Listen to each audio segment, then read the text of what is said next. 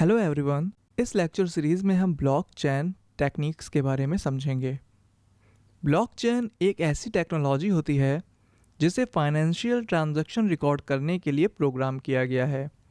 यह एक digital system होता है जिसमें एक इंटरनेट टेक्नोलॉजी की अंतर्निहित मजबूती होती है जो अपने नेटवर्क पर समान जानकारी के ब्लॉक को संग्रहित कर सकता है। अब अगर हम डेवलपर्स की बात करें तो ये डेवलपर्स के लिए एक प्रोटोकॉल्स के सेट व ऐसी इंक्रिप्शन टेक्नोलॉजी होती है जिसकी मदद से वे अपना डेटा डिस्ट्रीब्यूटेड इनक्रिप्टेड डेटाबेस में सुरक्षित सेव कर पाते हैं।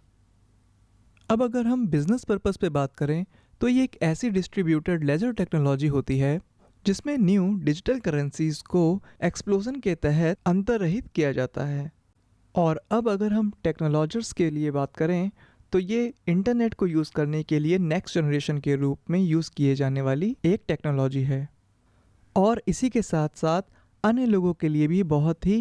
फ़ायदेमंद टेक्नोलॉजी है, क्योंकि ये एक ऐसा टूल है जिसके द्वारा हम सोसाइटी को रीशेप कर सकते हैं और अपने देश की इकोनॉमी को देखते हुए एक डिसेंट्रलाइज्ड वर्ल्ड का निर्माण करने के लिए ये बहुत ही अच्छी टेक्नोलॉजी है। ब्लॉकचेन टेक्नोलॉजी में खरीदार और बेचने वाले के मध्य सीधे ही पैसे का ट्रांजैक्शन होता है। इस ट्रांजैक्शन में किसी भी दूसरे व्यक्ति की आवश्यकता नहीं होती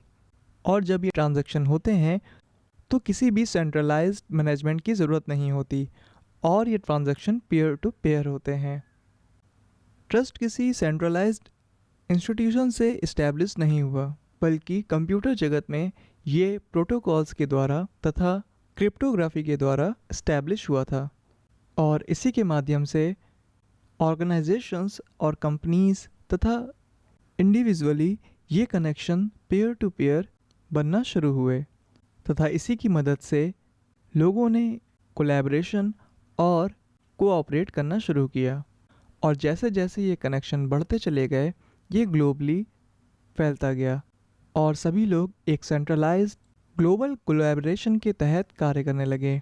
और ये आज के वक्त में ग्लोबल चैलेंजेस के लिए मास कम्युनिकेशन के लिए एक धारणा बनी हुई है। ब्लॉकचेन टेक्नोलॉजी सोसाइटी और इकोनॉमी का एक ऐसा फिनोमेना होता है